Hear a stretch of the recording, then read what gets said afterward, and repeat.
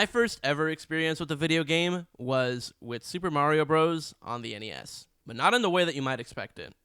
I'm only 20 years old, which means that when the NES came out, I wasn't alive, but my dad was. And so I remember this one time in elementary school watching him on his computer, and he found this one website that had like a built-in emulator and a bunch of ROMs on it, and you would just click a link to any of these NES games, and you could just play it on the computer.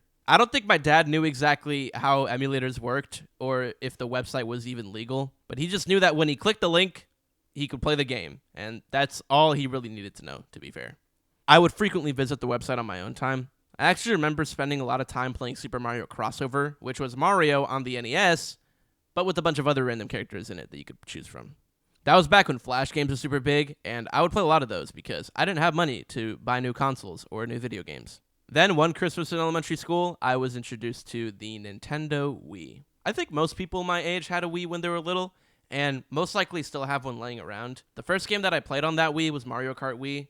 I think that it came as a pack-in title for a couple of editions of the console, and I remember playing the hell out of that thing, man. I mean, I'd be up even before my parents were awake just to grind the game and unlock all the characters. The Wii controller was very versatile as well. I mean, there was all of these different attachments for it, and you could find a bunch of plastic guns and shit at the thrift store. It was probably one of the most versatile Nintendo peripherals next to the original Game Boy, which had some even crazier things you could do with it. And one of the other things I enjoyed about the Wii was the GameCube backwards compatibility. My dad and I kind of discovered this by mistake. I remember he bought Metroid Prime off of some guy on eBay, and then we put it in the Wii and discovered that we couldn't play with the Wii controller. My dad wouldn't have known this because he never owned anything past an NES. So we did have to go through a couple of extra hoops, but assuming that you owned a GameCube prior to owning a Wii, you wouldn't have to pay anything extra to access that feature. I mean, you might have continued to just use your GameCube, but maybe you might have been looking to trade it in or something. I don't know. My point is that it was nice that the Nintendo Wii had all these features you didn't have to pay extra for. They were just there. They wanted to make your life easier. The next consoles that I had were the Xbox 360 and the Wii U. The Wii U was kind of like a half sequel to the Wii. I don't know how much more powerful the hardware was. All I remember is that now it had HDMI and another screen, and was also backwards compatible with your old Wii games. The Xbox 360 was the console I wanted because it was the easiest way that I could play Minecraft that wasn't me hogging my dad's iPad 24/7. I remember also discovering a few other games through the Xbox 360, Halo, Sonic Generations. The Xbox 360, as well as Splatoon on the Wii U, also introduced me to the concept of online video games. I remember making a few friends playing Minecraft that I regularly kept in touch with. When Fortnite started to get really big, my friend and I, who I had added in elementary school, started playing Fortnite together in middle school, and it was the first time we had talked in like 4 years. Video games are one of my favorite pastimes growing up. Maybe I enjoyed it a little too much, according to my parents back then, but I couldn't wait to go home and play Super Mario Galaxy after school every day, or play Minecraft with my friends and spend hours in a survival world. I remember thinking to myself in the past, hey, it'd be nice to have an adult job so I can pay for these things myself. And, well, with that said, you can probably tell where this video is going. There was a change in the way that video games started to function. It's prevalent now more than ever, but the signs and the changes have been there and were things I started to notice over time. So now it's Christmas in 2016, and I remember getting an Xbox One S. Everyone was getting Minecraft Xbox One Edition now, and I wanted to play Minecraft with my friends from school, as well as Halo 5. There was one thing I immediately noticed about the system, though. You needed an internet connection to use it. I mean, I was going to be connected to the internet anyways because I was going to be playing with my friends, so in my circumstances, it wasn't too big of a deal. So hey, let's just put the game in and play then. Fuck you. Actually, you're going to need to wait a few hours until your 50 gigabyte game downloads to the system. It didn't matter if you owned it on CD. This change really upset me, especially because my model of Xbox didn't have a bunch of storage, so that meant I often needed to delete a game and then re-download it if I wanted to visit later. It just didn't make any sense. Before, I could just buy a game, put it in the system, and I'm ready to rock. For every new game I got on the Xbox, I had to wait hours before I could actually play it. If that's the case, why would I buy a game disc at all?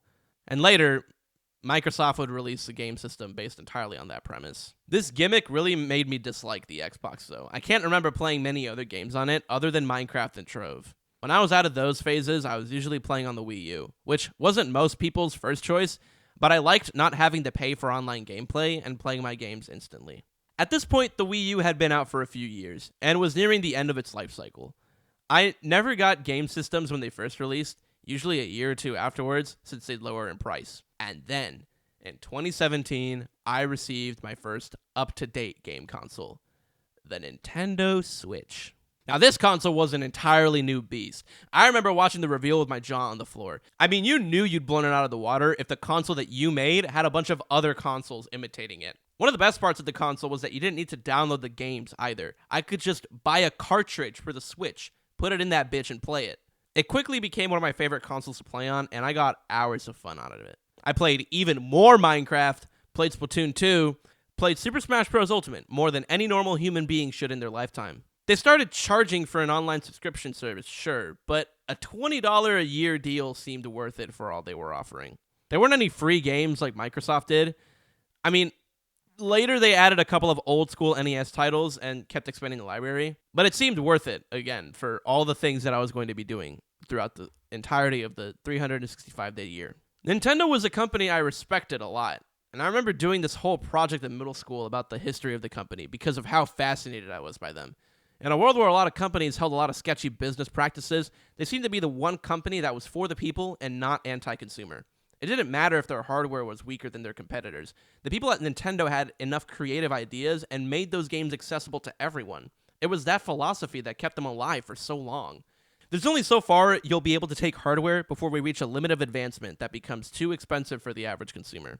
Satoru Iwata knew this, so rather than have the most powerful hardware, Nintendo put its focus on making great games that everyone can play. So surely when a sequel to the Nintendo Switch is announced, things can only go up from here, right? I mean, if this is the approach that Nintendo is taking to video games, there couldn't possibly be a way they could fail now.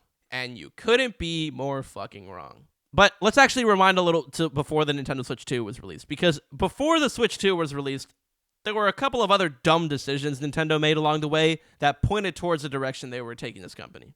So back in 2020, Nintendo decided to release a trilogy called Super Mario 3D All-Stars. I remember being really excited when it came out because it was an official port of Super Mario 64, Super Mario Sunshine, and Super Mario Galaxy for the Switch. And it looked like it was going to be pretty good. That is, up until I saw that it was going to be a limited release. There really was no reason to make this limited edition release. These games already came out. I feel like making this a limited release wouldn't motivate people to buy it immediately, but further incentivize piracy because people can't access the games they want to play through any other means. You fail to provide a way to do so legally. Loyal Nintendo fans, especially loyal Nintendo fans now, definitely have money to burn. If you would just provide a legal method that works efficiently on your hardware to play the titles people want to continue playing, I think people would absolutely buy into that. Actually, I know that people would buy into that because Nintendo actually already did this. The Wii, Wii U, and Nintendo 3DS had a super wide range of retro titles in the Virtual Console software, and they were all pretty cheap too, from what I remember. I remember owning some of the old Mega Man games on my Wii. And when the Switch came out, there was no mention of a Virtual Console because there wasn't one, until they decided to include it with their paid subscription. The Nintendo Switch Online retro systems also only provide you with a hand-picked selection of retro titles. It's pretty dumb. What if I want to play a game on my system that you haven't put on the Switch? What if I only want to play one of those titles? Am I expected to pay for the whole membership to play one video game? Let's say I only want to play one of the GameCube games. Now I'm expected to pay $50 for the yearly subscription just to play one of the 20-year-old video games? It's ridiculous. But let's go back to the Mario trilogy. The original retail price of that game was $60. If we divide this by 3, then each of those games was being sold for roughly $20. Is that what they were worth in 2020? Maybe. You could make a case that it's fairly priced. You could make a case that its depreciated value was lower than that. But one clear-cut example of Nintendo's greed that sticks out is Super Mario Galaxy, because surprisingly, this game has actually been released 4 separate times, and only 3 of those times does the price make sense. Super Mario Galaxy 1 and 2 were released on the Nintendo Switch, likely to coincide with the release of the upcoming Super Mario Galaxy movie.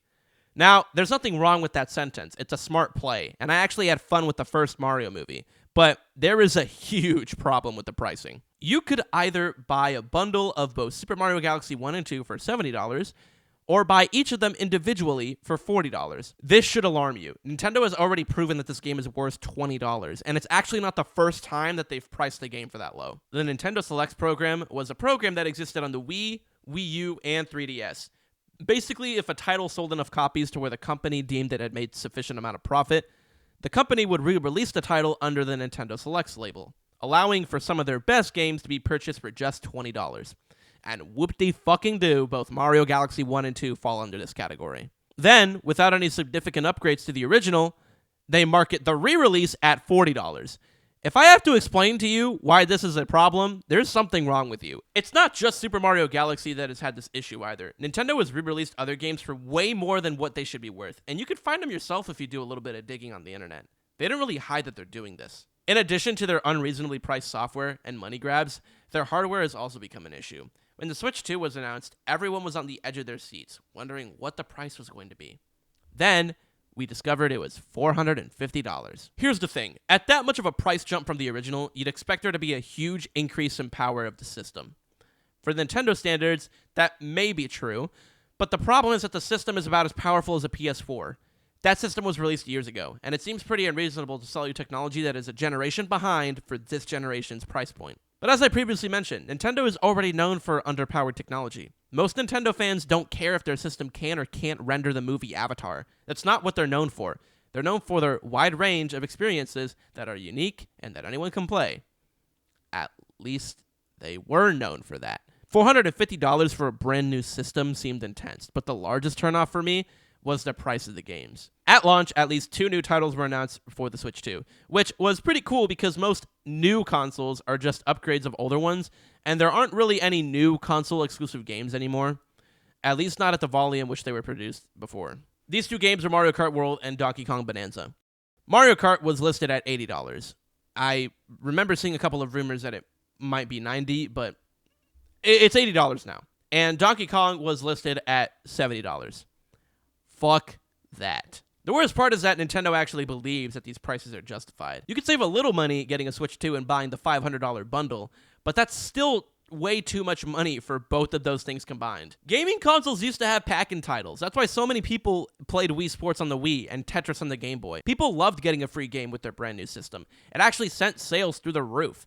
Now, whoever's in charge must have a quantity over quality mindset because things like that are unheard of at Nintendo today. Everything about the Switch 2 and everything surrounding it just doesn't make sense. I feel like I've almost been betrayed by video games recently with all the price hikes, live service models, battle passes, and gacha systems. Nothing is ever just a one-time purchase anymore. Nothing is created on the premise of fun. It's all being done in a strategic way to make sure that these major companies can squeeze as much money as possible from you. And because some people turn a blind eye to anything Nintendo does, it's working. I thought that the Switch 2 was going to be a failure, but it sold quite well and has been seeing success. The Switch ecosystem is something that's still alive, and probably will be until Nintendo comes up with the next big thing. Can't even begin to imagine what that could be. Anyways, to conclude, I'd like to make one thing abundantly clear. If any of what I just said makes you angry, and it should, I highly encourage you to not give these people any more money. Because by giving them money and buying into this new philosophy, you actively encourage these companies to continue these practices. You actively let them know it's okay, and they'll continue to stick their fingers up your ass and dig for any more gold they can find. I wish that Metroid Prime 4 were something I could play, but I cannot in good conscience buy that game. I can't in good conscience buy any Nintendo products. It's not the same as it used to be, and I don't like them, and I want them to know that. Not necessarily through this video, but through my wallet. Because when it comes to speaking to large corporations such as Nintendo, you've got to speak to them in a language that they understand. And it's not English or Japanese, as you may think. Actually, one of the only languages that some of these companies know how to speak is the American dollar. So that's how I'll be making my statement. And that's what you should be doing too.